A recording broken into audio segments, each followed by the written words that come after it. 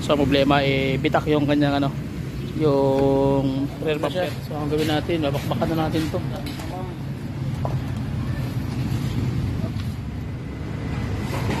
Ibangga niya, kaya nasuko siya.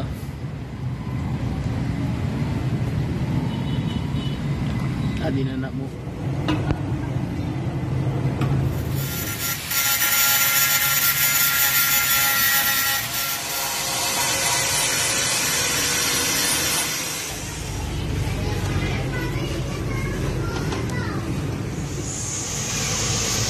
Bis para mag-ano siya, makatosta yung pintura.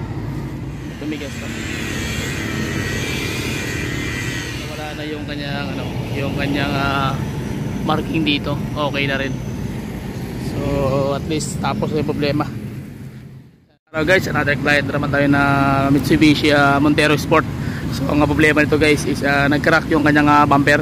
So ang gagawin natin na basic point of tutorials pa rin kung paano nyo use natin repair na fiber glass ang gagamitin at pipinturahan natin at titryan natin kung paano may balik sa dati niyang original na kulay yung kanyang bangga. Okay, so tara, let's start, let's go, pasok.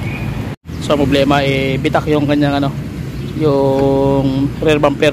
So ang gawin natin repairin natin guys. Samahan nyo ako sa basic pointers sa tutorials kung paano natin gagawa ng paraan na mabalik natin to sa original niya na itsura.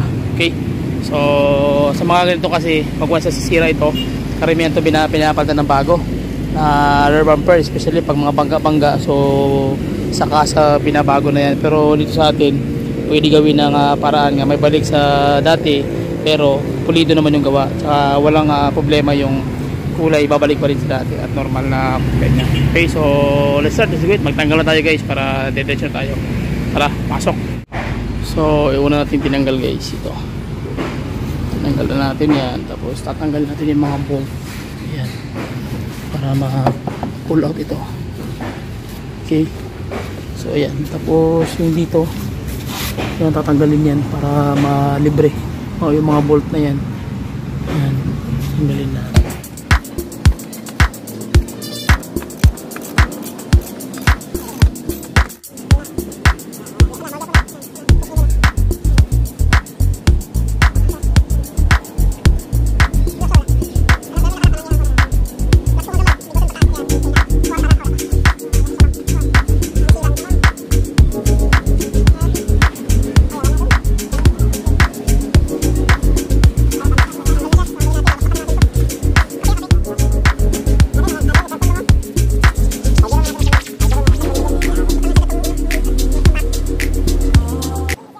Okay, so ayan na guys, nabuo na natin yung buong crack ng kanyang rear bumper. So nilagyan natin ito na pandikit na tinatawag na 8-8. Mas matibay pa ito sa Mightyban. Liquid type po ito, nabibili ito sa tatawag na mga auto parts. So after nitong dikitan and then tapos na yung crack, nabuo na natin. So ang gagawin dyan is i-undergo natin ng fiberglass. So let's go, mag-fiber na tayo guys, tara. Okay, so ito na yung stage guys kung saan tayo lalagay ng fiberglass. So kailangan mo lang ng fiber cloth o yung kanyang hibla, tapos yung kanyang fiber chemical resin. So yung bang magiging titigas at magiging parang akala mo parang glass na. So magiging pagmatibay naman is yung fiber naman, yung kanyang parang mga buhok. Yun nga lang, medyo makati ito guys, pero dapat meron rin idea kung paano ka mag-apply nito dahil hindi rin basta-basta dahil madali itong tumigas yung kanyang chemical. So kailangan meron kang background na knowledge about dito. Okay, so mahalaga makita nyo lang yung punto by punto kung paano tinitira. So alam nyo na kung may mga bangga kayo, alam nyo kung paano ginagawa yan sa talyer, especially pag mga plastic lang yung nasira na nabasag. So pwede palang gawa ng paraan yan. Okay, so at least alam nyo na guys. So fast forward na natin para diretso tayo. So tara.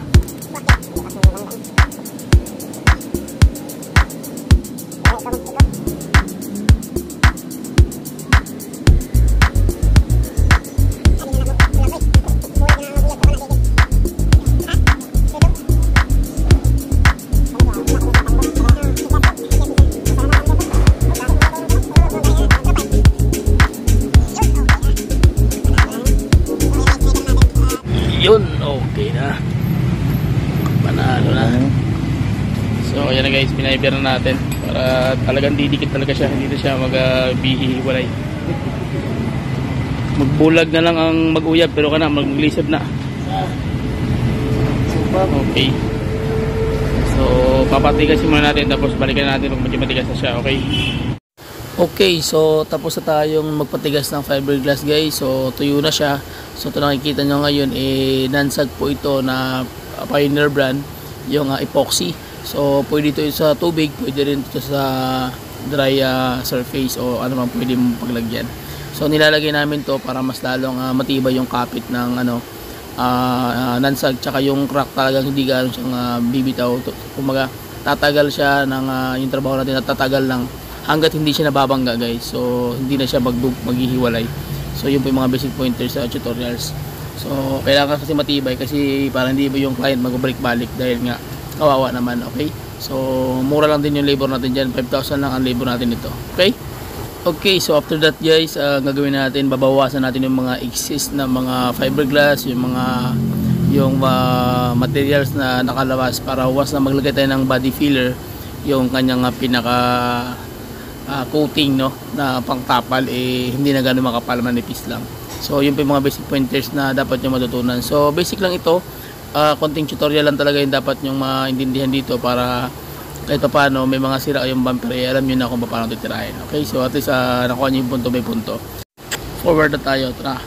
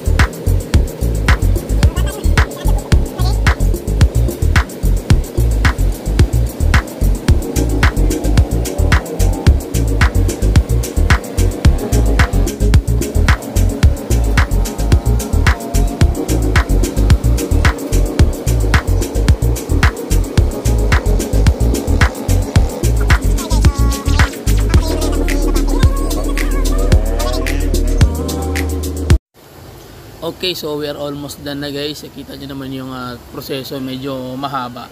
So yan na yung finished product natin. Hindi pa yan tapos, mag-undergo pa yan ng yung ipapabilad muna natin sa araw para kasi wala tayong heater dito eh. So bilad natin sa araw ng mga ilang minuto pagkatapos undergo ng buffing. So at least ako nakita nyo yung basic pointers kung paano tinira. So ayan na siya. So bilad natin sa araw guys para mas maganda. Okay, so ayan na, binilad na namin sa araw. Mamayang konti, magliliha na tayo.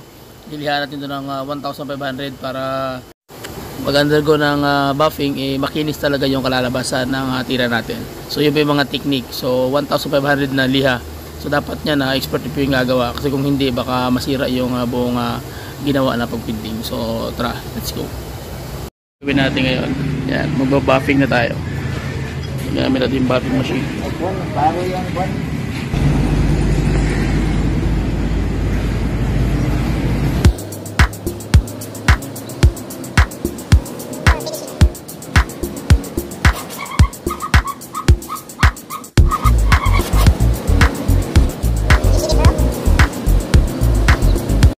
Okay, so undergo na tayo ng buffing system. So ang mangyayari yan guys is pag mag-buffing kayo, kailangan kontrolado lang yung ikot ng buffing machine kasi kung hindi, magkakamali kayo, masisira yung trabaho nyo. Okay, so fast forward natin. So tara, let's go!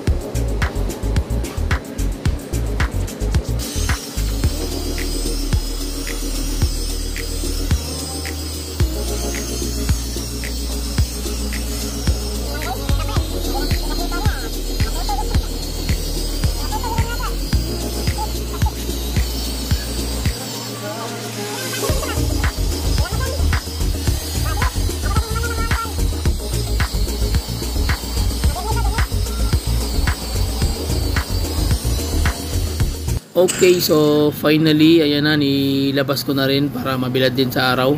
Para lalong kumintab yung kanyang pintura. So, ang tagal ng proseso guys, pero at least natapos din.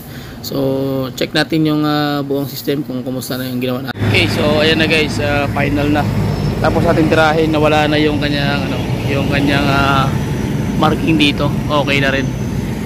So, at least tapos yung problema.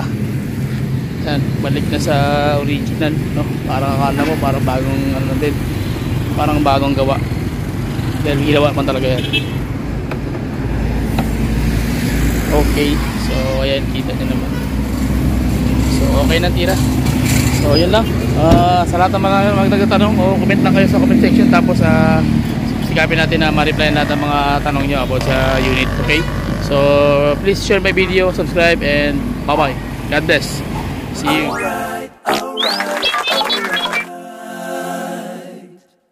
Okay, okay, okay. Alright, alright, alright. Okay, okay, okay. Alright, alright, alright. Okay, okay, okay. Dup, dup, dup, dup, dup, dup, dup, dup, dup, dup.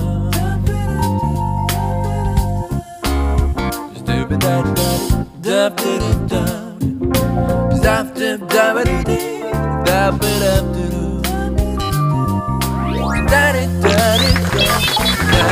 da da da da.